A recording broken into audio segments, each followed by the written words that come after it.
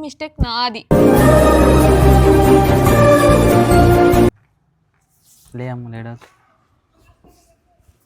వేరే వాళ్ళు ఇక్కడ నుంచి వెళ్ళిపోయిళ్ళు.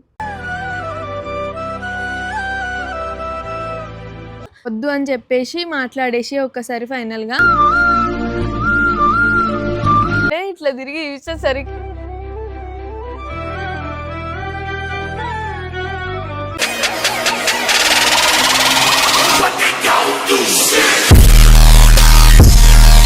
Hello guys, welcome back to our channel. This is your baggy మేఘ్నా. This is your Vicky. So ఈ రోజు మన వ్లాగ్ ఏంటంటే మా లవ్ స్టోరీ పార్ట్ 3.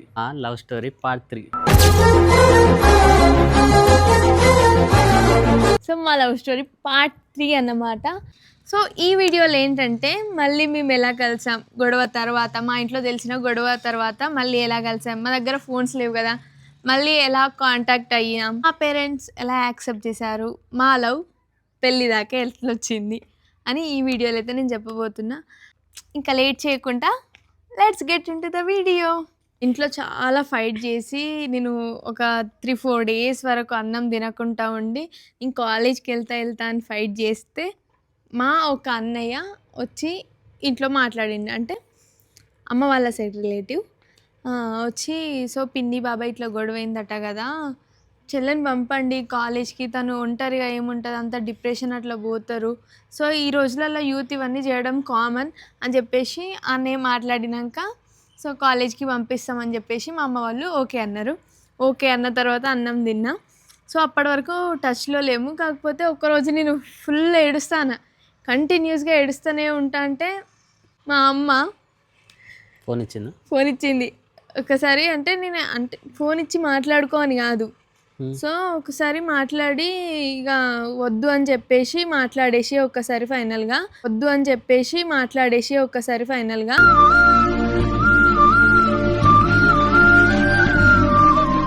ఆయనతో ఇక వద్దు అని చెప్పి మాట్లాడు అని చెప్పింది. అంటే ఫోన్ తీసుకొని అసలు కంటిన్యూస్గా నేను ఏడుస్తూనే ఉన్నా. నేను కూడా చాలా ఏడ్చాను అసలు ఫుల్. మళ్ళీ ఏంటి తెలుసా, నేను ఫోన్ చేసినాక కూడా వాళ్ళ పేరెంట్స్ దగ్గర ఉండే ఫోన్ ఈయనకి ఇవ్వలేదు. ఫస్ట్ అత్తమ్మ మాట్లాడి తర్వాత ఏంటిదమ్మా అని అడిగి తర్వాతనే ఫోన్ ఈయన తీసుకున్నాడు. ఇద్దరం ఏడుస్తూనే ఉన్నాం.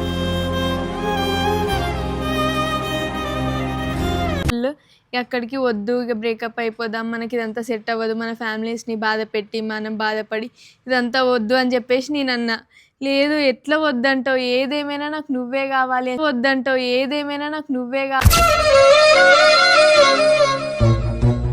చెప్పేసి ఈయనే. సో ఇక్కడికి అయిపోయింది. లేదు ఇంకా అని చెప్పేసి ఇక కాల్స్ అన్నీ బంద్. కొన్ని రోజుల వరకు అసలు ఏ కాంటాక్ట్ లేదు, ఏదీ లేదు. నేను కొన్ని రోజుల తర్వాత కాలేజ్కి వెళ్ళాను. కాలేజ్కి వెళ్ళి రెగ్యులర్గా నా ప్లేస్ ఎక్కడో నేను అక్కడే కూర్చున్నాను. ఈయన ఒక బెంచ్ వెనుక కను కూర్చున్నాడు. ఇక క్లాసెస్ అయితే అంటే మొత్తం నన్నే చూస్తాడు. క్లాసులు వదిలేసి ఇక ఎట్లా అంటే కంటిన్యూ ఈయన రెగ్యులర్గా కాలేజ్కి వెళ్తాడు. కాలేజ్కి వెళ్ళాలంటే కాలేజ్ కూడా నువ్వు వస్తావేమో అని చెప్పేసి లేదు నేను లో లేము. డైలీ కాలేజ్ వెళ్ళేదట అయినే, మళ్ళీ ఆఫ్టర్నూన్ వచ్చేసేదట. కాలేజ్కి వెళ్ళలేదు చాలా డేస్. తర్వాత చూస్తూనే ఉన్నాడు, ఇక అమ్ములు అని చెప్పేసి పిలుస్తూనే ఉన్నాడు. తను వస్తానని కాలేజ్కి వస్తుందని మా ఫ్రెండ్ ఒక ఆమె చెప్పింది అన్నట్టు. చెప్తే నేను ఏం చేసినంటే పోయి డైరీ మిల్క్ తీసుకొని వచ్చిన నీకు మళ్ళీ ప్రపోజ్ చేద్దాం అని చెప్పేసి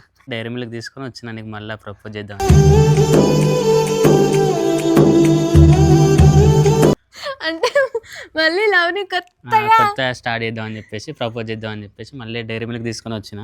కానీ నువ్వు నన్ను దేకకుండా లైక్ పడి లేచే మంచు ఏంటంటే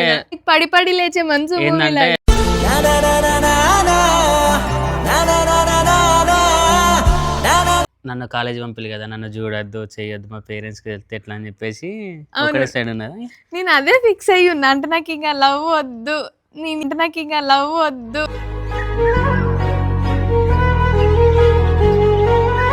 ఇంతే, ఇక మా పేరెంట్స్ని బాధ పెట్టి సాధించేది ఏం లేదు. ఇంత స్ట్రగుల్ అయినా ఇక నాకు వద్దు, ఈ బాధ నాకు వద్దు, నా చదివేందో నేను చదువుకొని ఒంటరికి ఇట్లా మిగిలిపోతా అంతే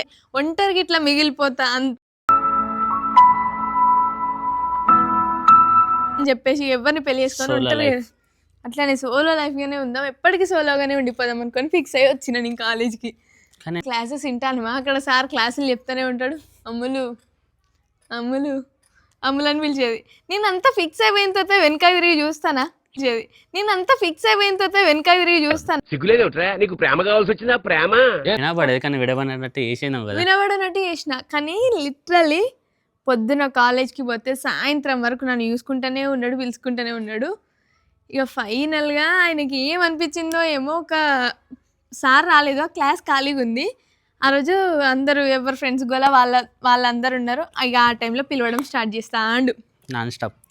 అమ్ములు చూడమ్ములు, ప్లీజ్ అమ్ములు, ఎట్లా బతిలాడుకున్నట్టు. ఇక ఆ టైంలో నేను చూడలేదు, కథం నేను చూస్తలేను. ఇక్కడ ఫ్రెండ్ చూసి, అయ్యా మేఘన వాడు ఏడుస్తాడు, నువ్వేంది అసలు చూడని కూడా చూస్తలేవు, ఒక్కసారి చూడరాదు, నీకు వినిపిద్దాందని తెలుసు కానీ చూడరాదు అని చెప్పేసరికి వెనక్కి ఇట్లా కొంచెం ముందుండే, ఇట్లా వెనక్కి ఇట్టుండే, ఇట్లా తిరిగి చూసేసరికి ఇట్టుండే, ఇట్లా తిరిగి చూసేసరికి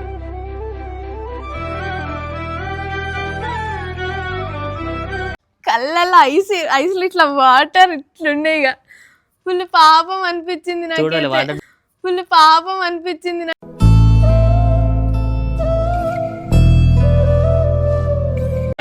ఎందుకు మరి అప్పుడు వచ్చి ఇంకా నిన్ను వెనక తిరిగి చూసిన, అది ఎంత గొప్ప. మళ్ళీ వెనక తిరిగి చూసినా కాబట్టి మళ్ళీ ఇప్పుడు ఈ పరిస్థితి అయిపోయింది. బెటర్ అన్నట్టు అప్పుడు చూసింది. నువ్వు ఎట్లా అనుకుంటే అట్లా.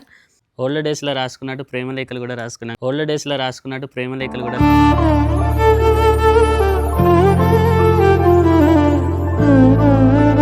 మళ్ళీ లవ్ లెటర్ కూడా రాసి కాలేజ్కి వెళ్ళట్లేదు కదా. పాపం అన్నది కానీ మా పెద్ద చెల్లెకి తెలియదు.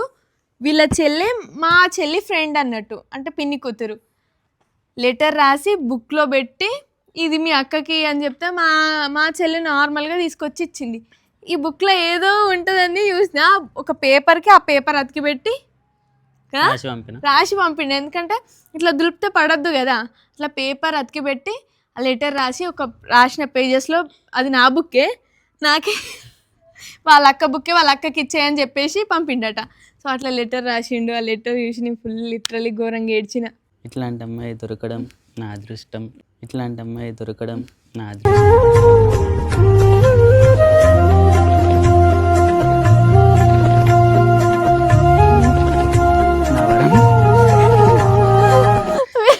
యాక్చువల్గా విక్కీ ఇట్లాంటి వర్డ్స్ కెమెరా ముందు చెప్పాడు. నార్మల్గా చెప్పమంటే చెప్తాను నేను. ఇట్లాంటి కెమెరా ముందు చెప్పడం నాకు ఇష్టం ఉండదు, అంటే షై ఫీలింగ్. కెమెరా అనుడితో ఒక భయం అనేది ఉంటుంది. ఇంకా కొంచెం అలవాటు అయితే మీకు కూడా ఫన్నీగా ఉంటుంది. చాలా జోక్స్ చేస్తాడు, కానీ కెమెరా అనేసరికి స్టక్ అయిపోతాడు. సడన్ ట్విస్ట్ ఏంటంటే విక్కీ వాళ్ళు ఇక్కడ నుంచి వెళ్ళిపోయిళ్ళు, వేరే వాళ్ళు ఇక్కడ నుంచి వెళ్ళిపోయిళ్ళు.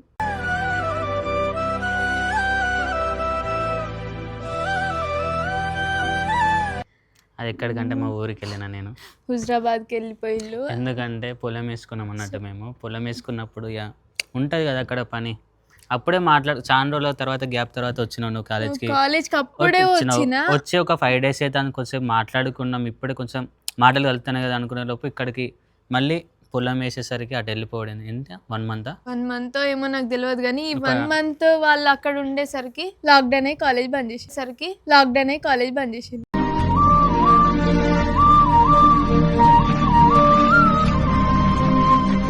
అంటే నీకు ఫోన్ లేకుండే కదా, వానికి కాల్ చేసి వచ్చిందా, కాలేజ్కి వచ్చిందా లేదా అయిపోయిందా అని చెప్పేసి. కాలేజ్ అయిపోయేటప్పుడు ఫోన్ ఇచ్చేది మా ఫ్రెండ్. ఫోన్ ఇచ్చినప్పుడు వీళ్ళ పేరెంట్స్ చూస్తారని ఆ టైంకి మాట్లాడడానికి ఉండకపోయేది.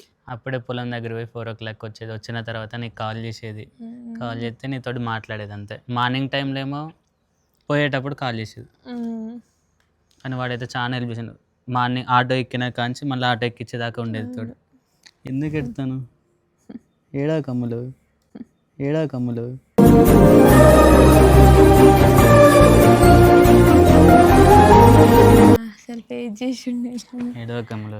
అమ్ములైతే మా అమ్మ చాలా మంచిది. ఇప్పుడు ఉన్న జనరేషన్లో ఆడపిల్లలు ఎట్లున్నారు, తన కోసం లవ్ కోసం ఫైట్ చేసి నన్ను అయితే లాస్ట్కి ఫైనల్లీ దక్కించుకున్నది.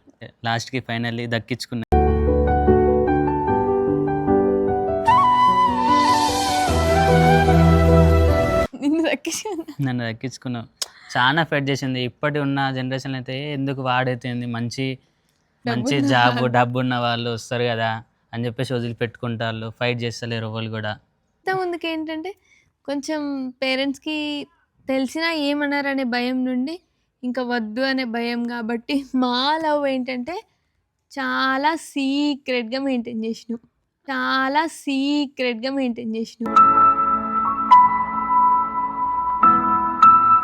అది 6 months వరకు.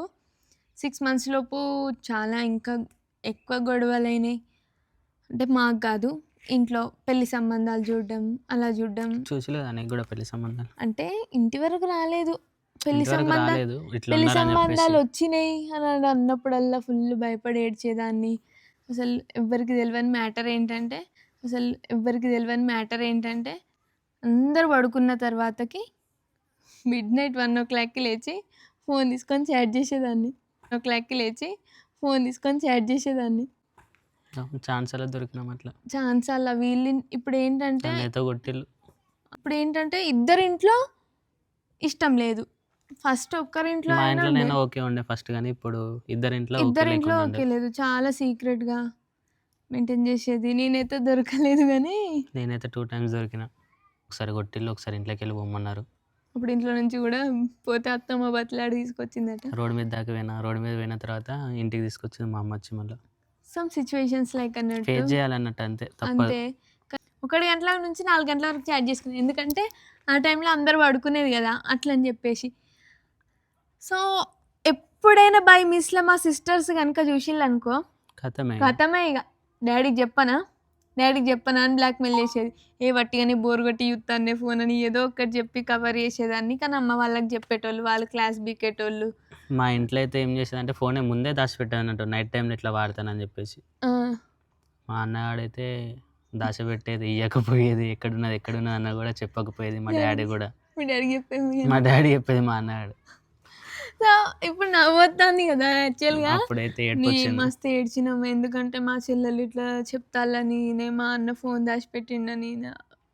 వాళ్ళకి ఏంటంటే వాళ్ళకి చెప్పకపోతే వాళ్ళకి తిట్లు కదా. అవును, చూసుకుంటుంటాను అని చెప్పి. మరి అన్నయ్యని చూస్తాను ఇప్పుడు అంటారు, తమ్ముని చూసుకుంటుండ్రా మరి ప్రాబ్లం అవుతుందని వాళ్ళు, అక్కని చూసుకుంటుండాలని ప్రాబ్లం అవుతుందని మా అమ్మ వాళ్ళు. అట్లా చాలా ఫేస్ చేసినాం. యాక్చువల్గా ఏంటంటే కరోనా లాక్డౌన్ అయింది, ఇక కాలేజెస్ మూతపడ్డాయి, ఇంకా చాలా అయిపోయింది. చాలా ఇక ఒక్కసారి చూసుకునేది లేదు, కాల్స్ మాట్లాడుకునేది లేదు. ఒక్కసారి ఏమైందంటే మా డాడీకి కరోనా వచ్చినప్పుడు అసలు ఇంట్లో ఎవ్వరు లేరు, ఏం తీసుకొచ్చేయడానికి కూడా ఎవ్వరు లేరు.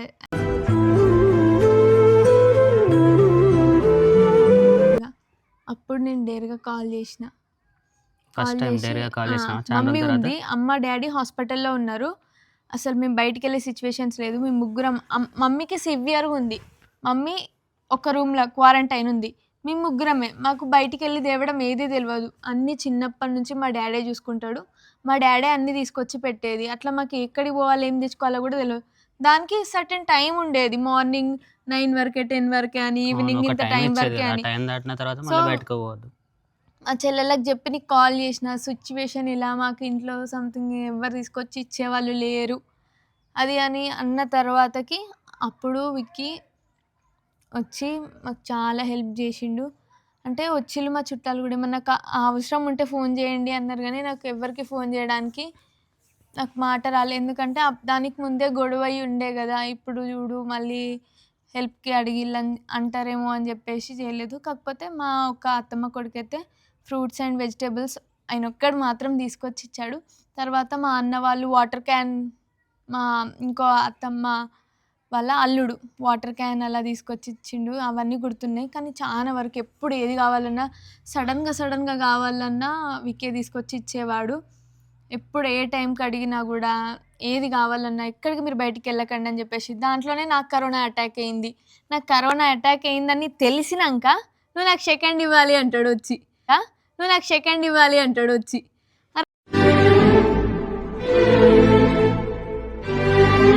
బాబు ఒక్కొక్కరు పిట్టాలు రాలిపోయినట్టు రాలిపోతారు రా అయ్యా అంటే, నేను ఇవన్నీ నీకు హెల్ప్ చేసినా కదా, నాకు ఒక్క సెకండ్ ఇస్తే నాకు హ్యాపీగా ఉంటుంది కదా. అప్పటి వరకు ఇంకా లేదు. అప్పుడు నాకు కరోనా ఉందని తెలిసి కూడా నాకు సెకండ్ ఇచ్చి పోయిండు. అప్పుడు నీకు కరోనా వచ్చింటే ఎట్లుండు? వచ్చి ఉంటే నేను కూడా మీతో వచ్చి ఉండేటోని. ఓడించుకోకపో అట్లా. అమ్మ నేనంటే చాలా డిప్రెషన్ కిడ్ నేను. ఎట్లా అంటే ఒంటరిగా ఉండేదాన్ని.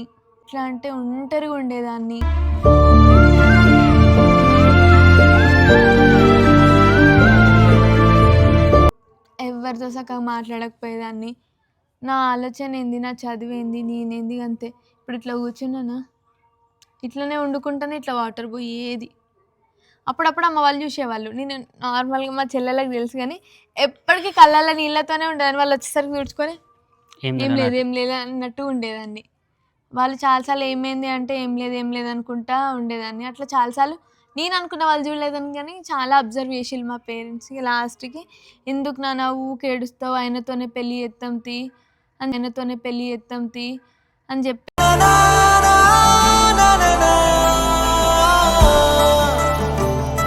అన్న తర్వాతకి అప్పుడు ఏంటిది నిజమేనా అసలు బట్టిగా అన్నారా, మళ్ళీ అడుగుదామా, అడిగే ధైర్యం లేదు. నిజమే అన్నారా, మళ్ళీ అడిగితే ఏమవుతుందో అని చెప్పేసి అట్లనే ఆ డౌట్లనే ఉండిపోయినా. అసలు నాకు అర్థం కాలేదు. అసలు అప్పుడు మరి చెప్పిన తర్వాత ఫోన్ ఇచ్చిళ్ళు, దాని తర్వాత కొన్ని రోజులకు ఫోన్ ఇచ్చిళ్ళు. అసలు ఏంటిది, అప్పటి నుంచి నేను ఏం చేసిన అంటే ఇంట్లోనే ఫోన్ మాట్లాడడం స్టార్ట్ చేసిన. అంటే నేను ఫోన్ మాట్లాడితే అడుగుతారేమో అని చెప్పేసి నేను చూస్తాను, కానీ ఏం అడుగుతలేరు, లైట్ తీసుకున్నారు. ఫైనల్లీ ఒకరోజు మళ్ళీ ఒకసారి ఆ అబ్బాయికి ఫోన్ చేసి మాట్లాడతామని చెప్పేసి అట్లా స్టార్ట్ అయ్యింది. ఏమన్నా మాట్లాడినా నేను అట్లా స్టార్ట్ అయ్యింది.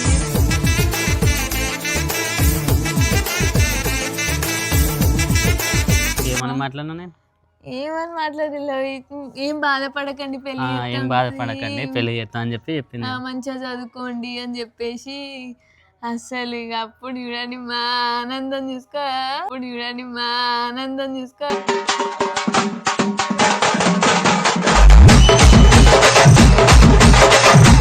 అసలు ఇక్కడ నాకు షాకింగ్ ఏంటి తెలుసా, మళ్ళీ మా పేరెంట్స్ని అడగలేదు. వాళ్ళు ఇచ్చేవాళ్ళు ఒప్పుకున్నారు. వాళ్ళు ఏం డిసైడ్ అయ్యిల్లో నా కోసం, నా బాధ చూడలేక, అసలు వాళ్ళు ఏం డిసైడ్ అయ్యిల్లో తెలియదు. కానీ నేను మళ్ళీ అడగాలి, అసలు నేను అడగద్దనే అనుకున్నాను. ఎందుకంటే అప్పటికి మా పేరెంట్స్ని నేను చాలా బాధ పెట్టిన, అది నాకు తెలుసు.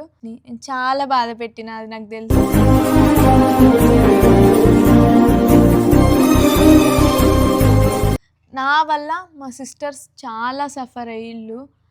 పెద్ద కుటుంబంలో ఫుల్ బ్లేమ్ అయినాం, అది నా వల్లనే. అసలు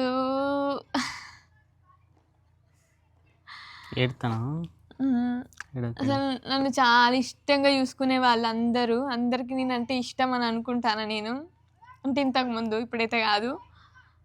సో అట్లాంటి సిచ్యువేషన్ నుంచి ఇంత మంచిగా ఉండి ఒక్క లవ్ అనే పేరుతోని మా ఫ్యామిలీకి నేను ఇంత దూరమైన, బ్రదర్స్కి దూరమైన, అసలు అప్పుడు ఆ బాండ్ ఎలా ఉండే, ఇప్పుడు ఎట్లున్నదని నాకు ఫుల్ ఒక్క ప్రేమ కావాలనుకొని నేను చాలామందిని దూరం అయితే చేసుకున్నా. అది మిస్టేక్ నాది.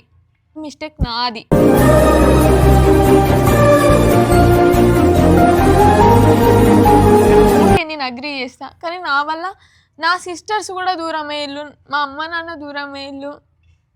అంతా ఒకలాగా ఒంటరిగా అయిపోయినామని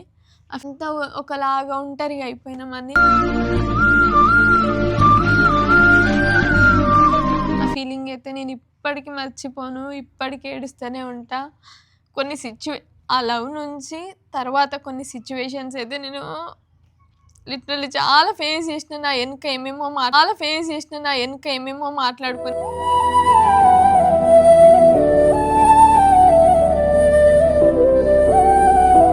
కొందరు ఇంకా నడుస్తుందా, ఇంకా అట్లనే చేస్తుందా అని అట్లా మాట్లాడిన వాళ్ళు ఒక దోషిలాగా చాలా చూసిళ్ళు. నేను చాలా ఫేస్ చేసిన. అసలు నాకు చెప్పాలంటే ఎక్కడికి పోయినా నా వెనుకనే ఎవరో వస్తాళ్ళు, నన్ను ఎవరో చూస్తాళ్ళు అనే భయం నాలో మొదలయ్యి చాలా డిప్రెషన్కి పోయినా. ఎప్పుడు నన్ను ఎవరో ఫాలో అవుతాళ్ళు అని చెప్పేసి అదే మెంటల్గా ఫిక్స్ అయ్యి నాకు పెళ్ళి అయ్యేంత వరకు కూడా నేను నిద్రపోయింది లేదు ఒక్కరోజు కూడా, తెలుసా. భయం మళ్ళీ ఏదన్నా అయితే మళ్ళీ విడిపోతామేమో, ఏడ దూరం అవుతామో అని ప్రతి క్షణం ఫైట్ చేసుకుంటూనే ఉన్నా. ప్రతి క్షణం ఎంత ఏడ్చిందంటే దాని తర్వాత ఎన్నో గొడవలు, ఎన్నో సిచ్యువేషన్స్, ఎన్నో అనడం, మధ్యలో పెళ్లి సంబంధాలు అనడం, ఇవన్నీ నాకు లిటరలీ ఫుల్ టార్చర్.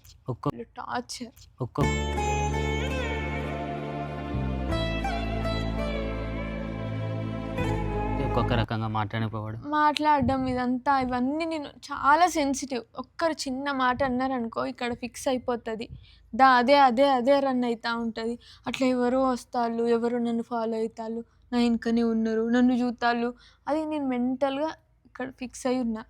బయట దాటినా అంటే విక్కీ ఉండి అక్కడ నా పని అయిపోయేంత వరకు తోడుండి మళ్ళీ మా అమ్మ అప్పచెప్పే పోయేది. ఆ సిచ్యువేషన్ దాకా వచ్చింది.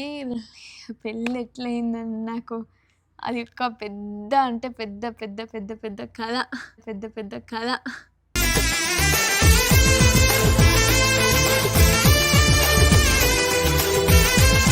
ఆ రోజు కూడా పెళ్ళైన రోజు కూడా ఇది నిజమా కలనా అని కూడా నిజమా అసలు మేము ఏమనుకుంటానంటే ఇది కళ కావచ్చు, నేను నిద్రపోతాను కావచ్చు, ఇది ఒక పెద్ద కళ కావచ్చు, మళ్ళీ కళల నుంచి నన్ను లేపుతారేమో, ఇదంతా అబద్ధం అయిపోతుందేమో అని నా భయం. నేను ఎన్నో ఫేస్ చేసిన, అసలు చెప్తే ఎవరికి అర్థం కాదు. ఈ రోజు వరకు, ఈ క్షణం వరకు కూడా అవి గుర్తు చేసుకొని ఇంట్లో ఒక్కదాన్ని ఉన్నప్పుడు కానీ ఎప్పుడో ఒక్కసారి అమ్మ వాళ్ళతో షేర్ చేసుకుంటా కానీ చాలా అంటే చాలా బాధపడి ఏడుస్తా. అంత దాకా అయ్యింది. నేను ఎన్ని ఫేస్ చేసిన.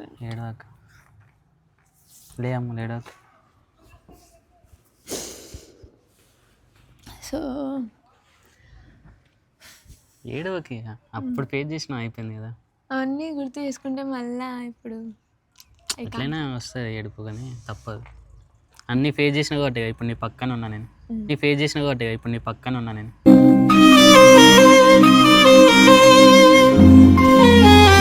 హైలైట్ ట్విస్ట్ ఏంటంటే మా మామయ్య నన్ను పెళ్లి చేసుకోకపోతే అమెరికా పంపిస్తాడు.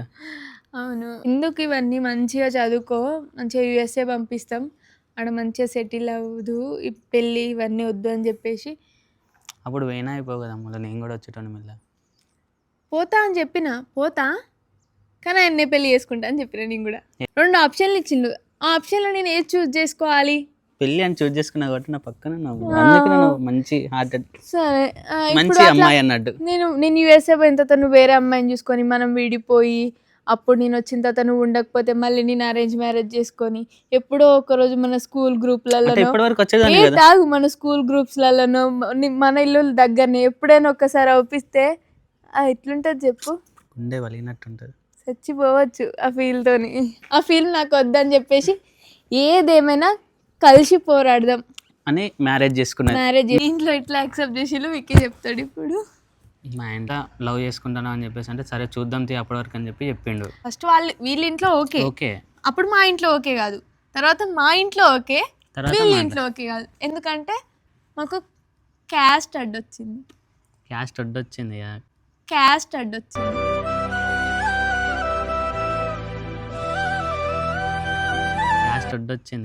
కానీ మామూండే క్యాస్ట్ ఏముండదు, పిల్లలు ఇష్టపడ్డారు కదా అని చెప్పేసి చాలా ఫైట్ చేసింది మా కోసం అయితే. తర్వాత ఏంటంటే పెళ్ళి అని చెప్పేసి అన్నప్పుడు ఏమన్నారంటే మా ఫ్యామిలీ చుట్టాలు ఇట్లా ఏమన్నారంటే వేరే క్యాస్ట్ కదా ఇట్లా అది అని చెప్పేసి అన్నారు. మళ్ళీ పెద్దోనికి వదిలిపెట్టి చిన్నోనికి ఎట్లా చేస్తావు అది అని చెప్పేసి అంటే, యాక్చువల్గా ఏంటంటే విక్కీ ఇంట్లో చిన్న అబ్బాయి, ఈయనకంటే ఒక అన్నయ్య ఉన్నాడు ముందు. అది మాకు చాలా అంటే మేము కూడా అనుకున్నాం ఎందుకు చేసుకున్నాడు, పెద్ద ఆయన ఉన్నాడు కదా అని చెప్పేసి. అంటే ఇట్లా జాతకాలు ఏంటంటే ఒకటి అది ఒక సీక్రెట్గా అంటే మా పేరున ఆ ఇయర్ అప్పుడైతేనే బాగుంటుంది అని చెప్పేసి రాసిపెట్టుంది. మేబీ ఇప్పుడున్న సిచ్యువేషన్స్ని చూస్తా అంటే అప్పుడు చేసుకున్నదే బెటర్ అనిపించింది. చాలా ఏంటంటే అందరూ అయ్యో ఎందుకు ఇంత చిన్నప్పుడే, మేము డిగ్రీ 2nd ఇయర్లో పెళ్ళి అయింది మాది, ఎందుకు ఇంత తొందరగా చేసుకున్నారు అంటే ఎప్పటికైనా జాబ్ చేసేది, ఎలా జరిగేది అలా జరిగింది, ఎప్పటికైనా పెళ్ళి చేసుకునేదే. ఇంకా లవ్లో ఉండి భయపడుకుంటూ బ్రతికే కంటే పెళ్ళి చేసుకుని మాకు భయం వద్దురా, ఉన్నది ఏదో మంచిగా మ్యారేజ్ అయితే ఒక అఫీషియల్గా ఉండిపోవచ్చు, ఇంత వెనుక నడిపించే కంటే. ఎంత పేరెంట్స్ ఒప్పుకున్నా చూసే వాళ్ళు అయితే కరెక్ట్గా అనుకోరు కదా. అప్పటి కాలం లెక్క అయిపోయింది, చిన్న ఏజ్లోనే పెళ్లి చేస్తే. First we are major we are major చాలదా? చాలా అంతే, చాలు, అది చాలు అంతే.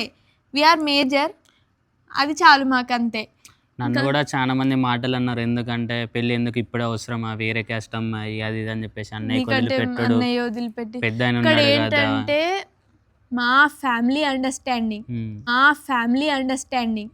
అంటే ఇక్కడ ఏంటంటే మా పేరెంట్స్ వీళ్ళ పేరెంట్స్ అండర్స్టాండింగ్ కాబట్టి మన పిల్లల కోసం.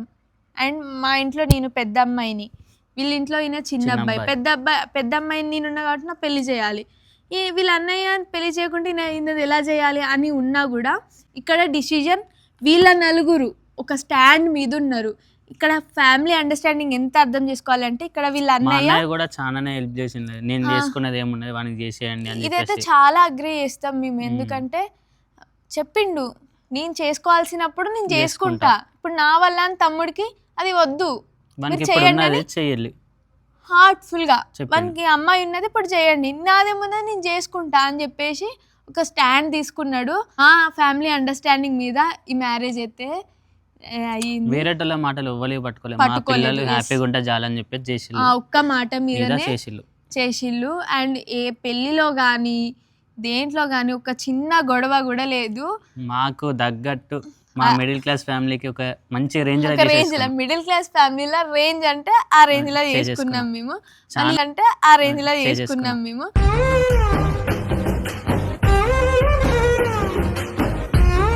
ఏ గొడవ లేదు, వీళ్ళు కట్నం ఆఫర్ అంటే ఎక్స్పెక్ట్ చేయలేదు, అట్లని కట్నం ఇవ్వకుండా మా డాడీ ఉండలేదు. సేమ్ అన్ని అరేంజ్ మ్యారేజ్ లాగానే జరిగింది, పేరుకి మాత్రమే లవ్ మ్యారేజ్. మా పేరెంట్స్ కూర్చొని ఒప్పుకొని సేమ్ ఇప్పుడు మన అరేంజ్ మ్యారేజ్ లో ఎట్లా జరుగుతుంది అన్ని కార్యక్రమాలు అట్లనే జరిగింది. అన్ని కార్యక్రమాలు, మాట్లాడుకున్నాడు, పెళ్లి చూపుల నుంచి స్టార్ట్ చేస్తే మాట్లాడుకోవడం, ఎంగేజ్మెంట్ అన్ని అలా అలా అయిపోయినాయి అన్నట్టు. రియల్లీ వీఆర్ బ్లెస్డ్ అని చెప్పొచ్చు. అసలు నాకైతే తెలీదు ఎవరు ఏమనుకుంటారో, ఎవరు ఏమైనా అనుకొని. నేను అనేది ఏంటంటే పైసా ఈరోజు ఉంటుంది రేపు పోతుంది, పైసా కాదు ముఖ్యం. మనల్ని ప్రేమగా చూసుకునే ఒక పర్సన్ మన లైఫ్లో ఉండడం ముఖ్యం. ప్రేమగా చూసుకునే ఒక పర్సన్ మన లైఫ్లో ఉండడం ముఖ్యం.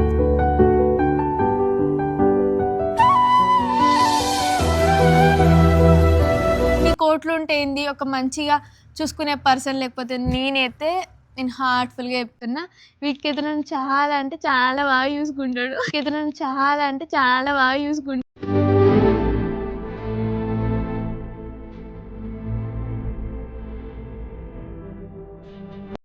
నేను కూడా హార్ట్ఫుల్గా చెప్తాను, ఏమని? నువ్వు కూడా నన్ను మంచిగా చేసుకుంటావు కదా. ఏమని? నువ్వు కూడా నన్ను మంచిగా చేసుకుంటావు కదా. Thank you.